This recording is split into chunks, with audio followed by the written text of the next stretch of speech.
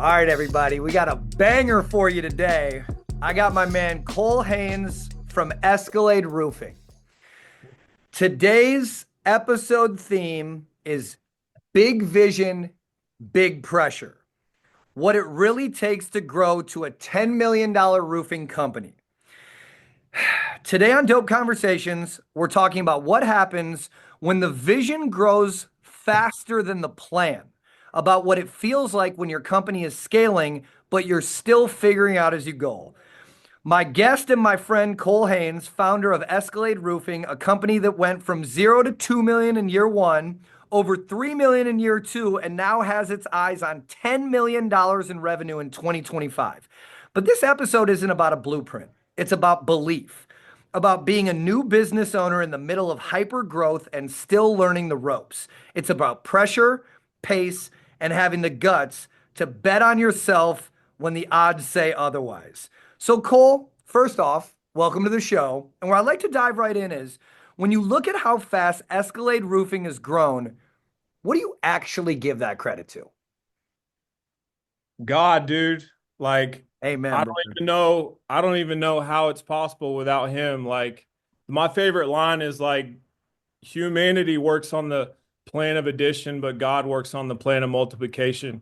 And so, like, I found God in the bottom. Like, I was a drug addict growing up. I was raised by an alcoholic, Where'd you grow up, Cole? Where in the country? Oklahoma City, Got it. Oklahoma City in the Midwest where there's only steers and queers, bro, and there ain't nothing else but to play sports out there. So, you know, if you've seen what is that show, the military show, freaking that's what he says. There ain't nothing in Oklahoma but steers and queers.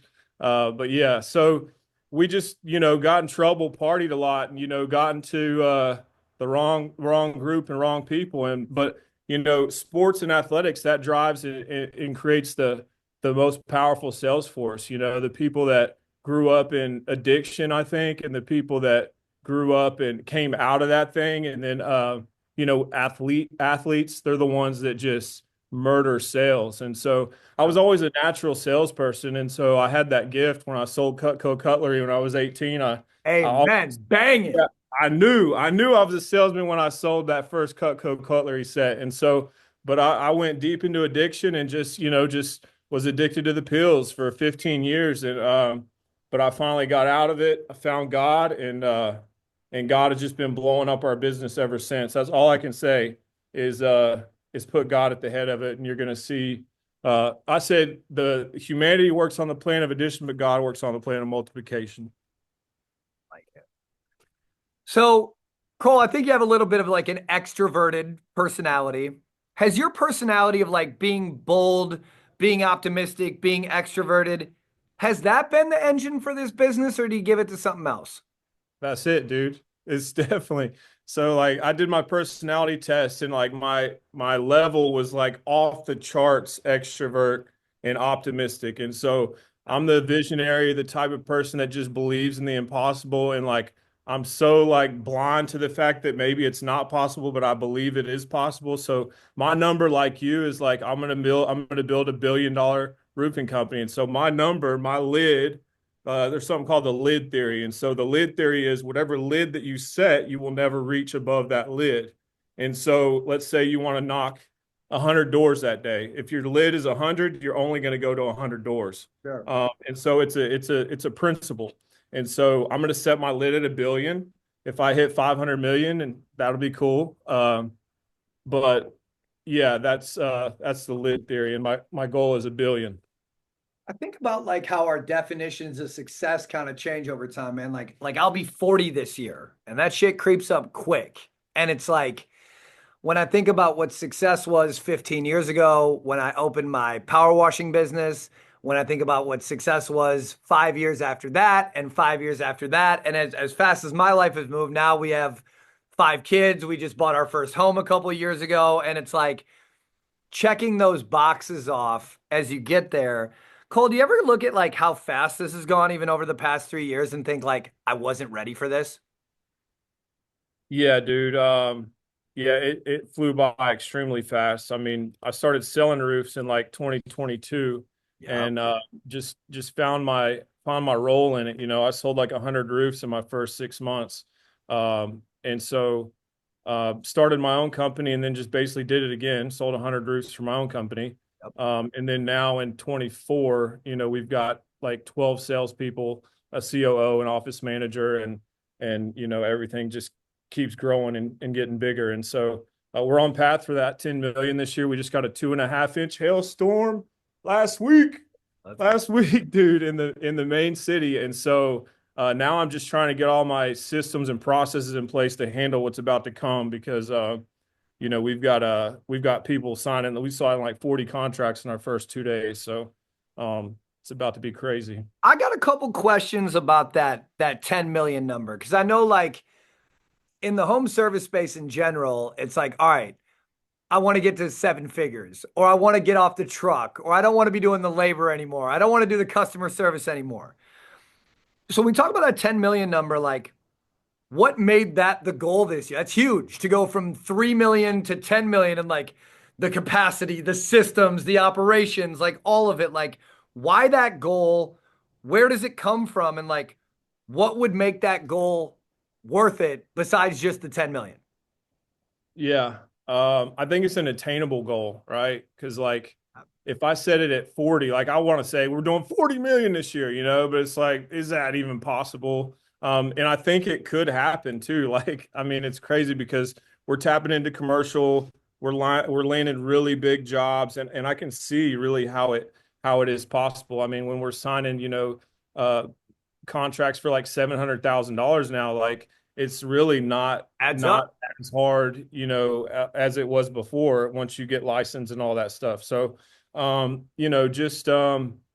just things like that. I mean, and when you look at Dan Walrack, dude, like he did like $18.4 million No, in residential only. So like that's the bar now. You know what I'm saying? It's like, dude, if Dan did it, like that means it's possible. It's like, you know, athletes out there that can't run the 40 in, 4.4 or whatever it is. And then that now we beat it and now we're what's freaking running like 4 flat. It's like it's a mental thing too. And it's like this mindset thing, like believing like the impossible it really becomes possible. And that's kind of how I look at it. being a bit of an overachiever myself, I've had to like ponder this question over the years. So, do you think you're chasing that number to like prove something to others, to yourself? Uh, Maybe. I mean, because you do hear, from my ex-wife, you're never going to be anything. You're just a drug addict. You're a loser. And then, people when they knew that you were broke and now, you're doing things that kind of like and it's not you don't do it just to throw it in their face, but it's kind of it feels kind of good, right? When they're Hell yeah, saying it does. bad things about you, like you're never going to accomplish anything, and then it's like, well, I mean, you were kind of wrong. And the other part of it is like you can change the world. Like you can impact like the nations. Like God in the Bible says that I will give you the nations. Like if you look in the history of the Bible, like everybody that he had, like they ruled the world. Like you talk about Joseph, he was the king, he was a prime minister of Babylon. You talk about, or he was a prime minister of Egypt at the time. Daniel was the king of Babylon. David and Solomon were the king of Israel. Like God doesn't have people that just sit on the sideline. God has kings and people that rule nations. And so when you have the promises of God too, like I read my Proverbs and I read my Psalms, and you see those people that are on those, what's that Instagram channel where that dude interviews all those billionaire guys, with Oh, the yeah, he just had Tommy on there the other School day. of Hard You're Knocks, talking School of about. Hard Knocks, Yeah, yeah. And so a lot of those guys, they're pointing you to the Bible. Like they're like, God. Like I read Proverbs every morning. Like I see that, dude. And like back to the thing, like God works on multiplication. And so like having him work for you, like you can never, it's a limitless resource to have. for other business owners that have been in your spot where they're feeling rapid growth, they see these goal numbers, they see they could get bigger. What would success look like this year for Cole and Escalade Roofing if you didn't hit that 10 million number? Like, how could you still be successful? I mean, I would say even, at 3 and 5 million, you're still considered successful. Amen. Well, you're still making 30, 30, 40% profit margin. So if you're bringing home freaking $800,000, Not a bad uh, year. There's a stat. yeah, It's like less than 3% of the country makes more than $250,000 a year. right, 3%. And like right, we know salespeople that make that level of money. right. And when you think It's, about like the revenue goals around success, it's part of the reason I wanted to dive so much into this with you. Because like Cole, I feel like a lot of people can relate to where you're at. Maybe not your story, maybe not your journey, maybe not your vision, but like that. I feel like I'm getting it right now, and I don't even know where the lid is. We know that, especially sales teams, but all teams operate off goals. You got to have goals to achieve so everyone can work towards the same thing. I've found myself in my career almost leading a little bit too much into the numbers. And it wasn't till like I actually gave that up that we started like getting past some of those glass ceilings. Because for me, yeah, there's like the business growth and the not being so reactive and implementing the EOS and like, becoming that better manager version of ourselves. But for me, it's been like the investment in my personal growth that allowed me to truly start breaking some of the glass ceiling that I even never really even knew was there. Like glass for a reason. Because I just thought like you could stay in this spot forever. I mean, I met plenty of people that got to 10 million, 50 million, 100 million, and they're still fucking miserable because they don't know who they look at in the mirror every morning. And so I think there's so much to learn from people in your position that are like, you're in that moment right now. You're going through it. You know it's getting bigger. You don't know quite where it could go, but it's like what I've found for myself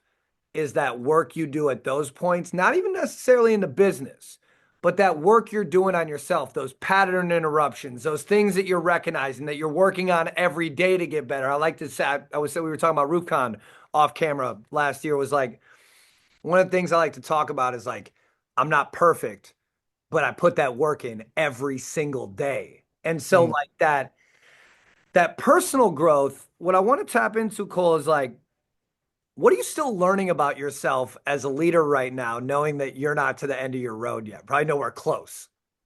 yeah, you just get 1% better every day, right? Like there's so much potential to grow every day. And no matter how, I mean, you talk about like these billionaire guys, they're still reading freaking 50 books a year, And they're still growing, they're still learning. And that's the key is like, and what I base my company in is four principles too, is faith, family, fitness, and finance. And so those four pillars is really what kind of we steer everybody in that direction. So you got to, you put your faith first, you put your family first, you put your fitness first, and you put your finance, which is your which business. one first?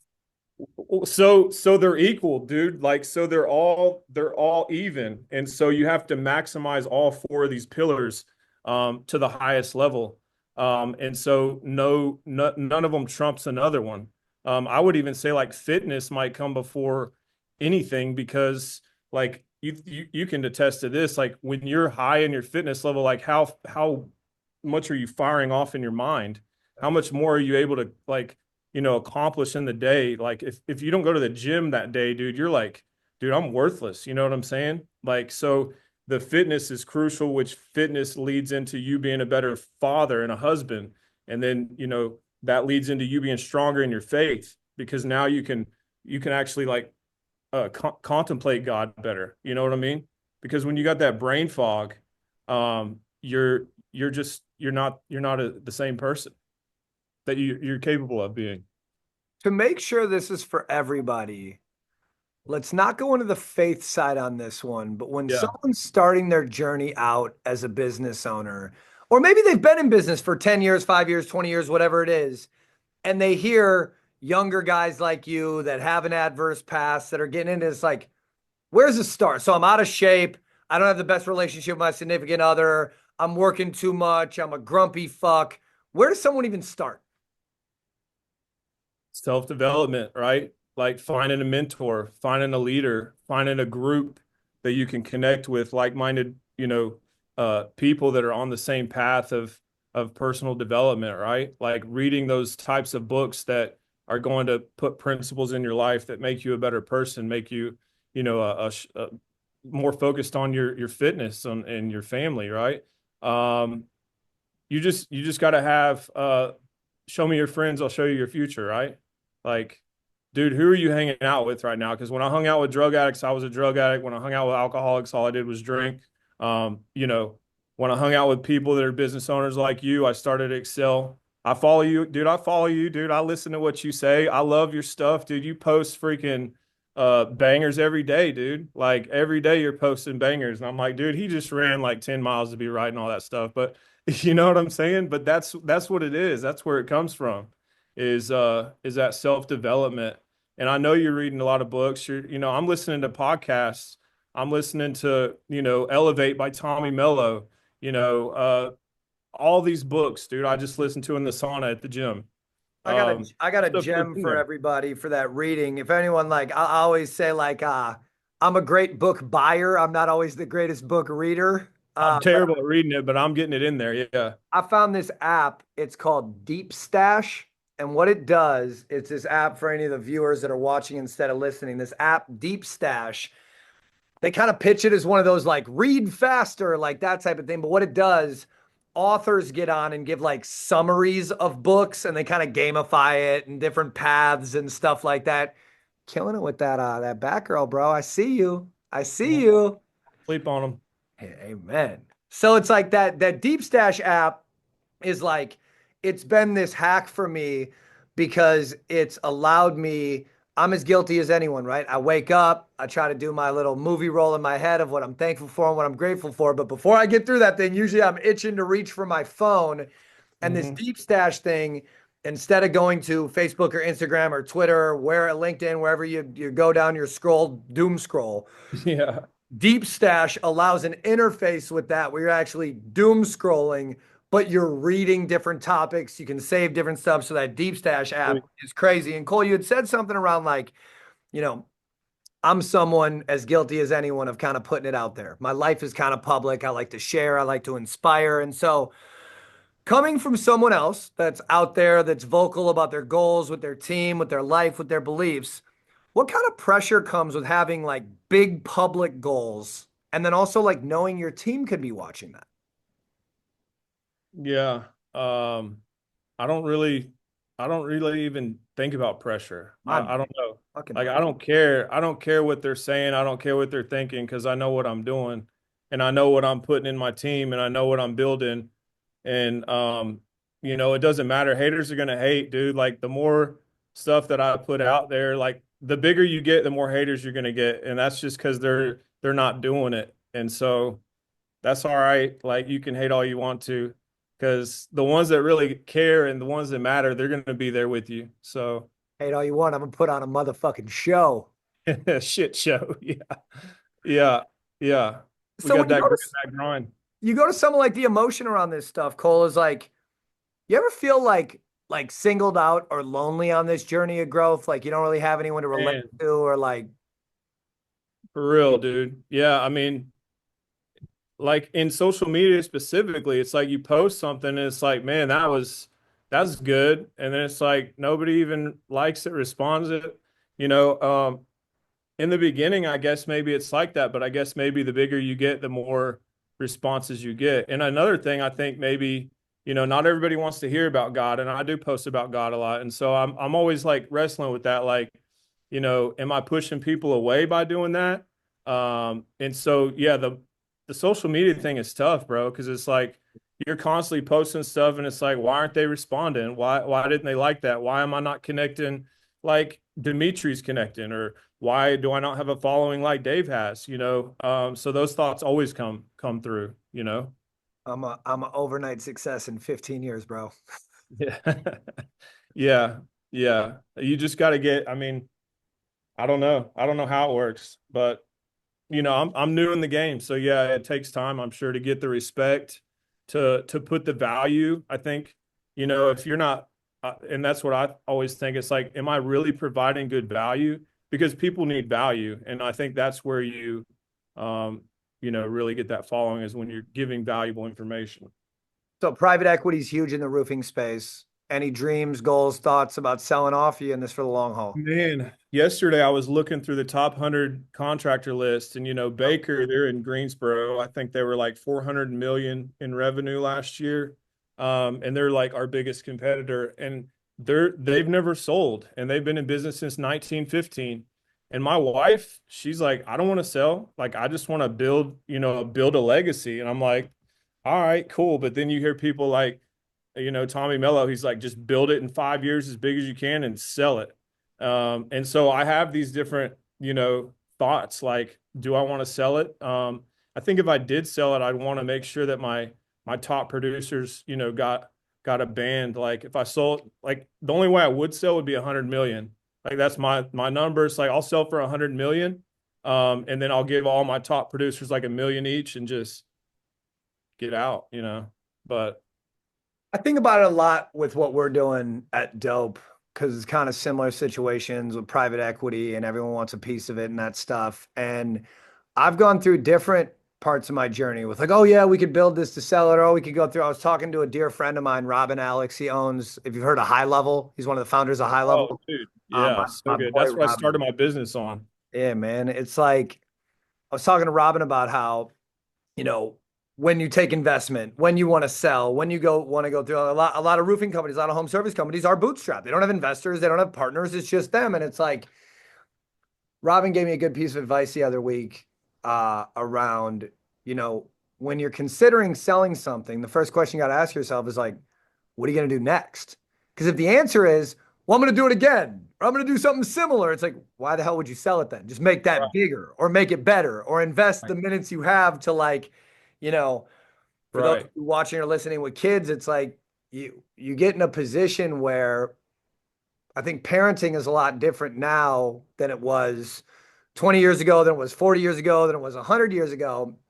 And because of, most people listening or watching this are entrepreneurs, is like just taking the responsibility that you can build this destiny. And when you have this business, yeah, it's great to do an exit, whatever your number is. It's 5 million, it's 50 million, it's 500 million, it's whatever it is. Just really sitting down in those quiet times, whether it's, you like to go on the sauna, you like to go on a run, you like to just wake up in the morning and be by yourself before everyone else wakes up, asking yourself, like, what would I do if someone handed me that check today, outside of wait for it to clear, is like, what's your goal? What's your vision? It's easy to be like, oh, what's your why? That's a hard question to ask people because I think that answer changes a lot over the years. But when you look at like the fun you're having in your business when it's growing, when things are clicking, when things are going right, it's like, do you really ever want to give that up? When you take a Yeah. check from somebody, that single mom that works for you, that you want to give an extra $500 to before the holidays, that company party you want to throw, these other things, it's like, I think a lot of us don't consider the control that you're giving up when you even Yeah. consider selling. And then like, how good of an employee would you be? Because I don't know about anyone watching or listening, but me, I'm the number one fucking worst employee in the history of employment ever. Like you don't want Same. me to work for you. Yeah, same. And it's like, I think with growth comes a level of required self-awareness and accountability because if you can't have a rational conversation with that person you look at in the morning, like how else are you going to pour into anyone in your life hmm if you're not being What honest sinks? with yourself? Yeah, what sinks faster? Nothing sinks faster than a partnership, right? I was told the only ship that doesn't sail in the ocean is a It's a partnership. partnership. And to each their own. I've seen some great partnerships. I've been Yeah. parts of them. I've been parts of bad ones, and everywhere in between. It's like Yeah. understanding that there are times, anyone that follows Alex Hermosi he's talking a lot about, I think there's a little intention about it because he's buying businesses. Yeah. But when you talk about like when you're looking for investment, when you're looking for help, when you're looking for outside advice, a lot of times as visionaries, we like to hear ourselves talk just to make sure that what we're saying doesn't sound completely fucking stupid. And like we're getting the head nods. We're like, okay, I might be onto something. But understanding your intention of like when you would even consider involving someone else in your business, just ask yourself why. Yeah. I mean, you're losing the impact, right? Like you don't have the power Potentially. yeah, you don't have the power to impact as much. You don't have the control. You're giving all the power over to somebody else. So are you willing to do that for a check? I mean, I don't know. That's tough. And I'm sure there's good, there's good private equity firms, there's bad ones. Shoot, I know there's some big dogs out there like Eustace and Monarch that just sold probably for somewhere around 100 million, something like that. So all I see Martin Pettigrew doing now is just playing with his kids all day. So that must be nice. Man, So, killer. it could be good. So yeah, that's a tough decision for sure. Cole, I like to end every episode with a quote. But before I do that, if there's anyone watching or listening that wants to find you online, get some more of that great content you're putting out, or be inspired by the journey you're on, where can people find you? Yeah, just look up Escalade Roofing, Instagram, Facebook, TikTok. You can also look me up as Roof Pro Cole on TikTok and Instagram. And Cole Haynes, just find me on Facebook, add me. Let's link up. Let's blow it up. Where I like to always land the plane on these things are quotes that I think really relate to the guest and the topic of the episode. So, some of you might have heard of this guy. His name's Steve Jobs. He likes apples. Mm, Steve said, "Your work is going to fill a large part of your life. And the only way to be truly satisfied is to do what you believe is great work." That mm, quote from Steve Jobs hit home for this conversation with Cole. He didn't wait for permission or a roadmap. He just did what he believed was great work. And sometimes belief shows up before the results do. Cole is still building, still growing, but he's already doing work that matters. And that's what this whole thing is really about. Ladies and gentlemen, that is this week's episode of Dope Conversations. My man Cole, greatly appreciate you for joining us. If any viewers or listeners have anyone they want to nominate to have a dope conversation with yours truly, don't hesitate to hit up the team at Dope Marketing. Get you guys on for an episode of Dope Conversations with Dave, Carroll, and friends. Tune in for next week's episode. Later, guys.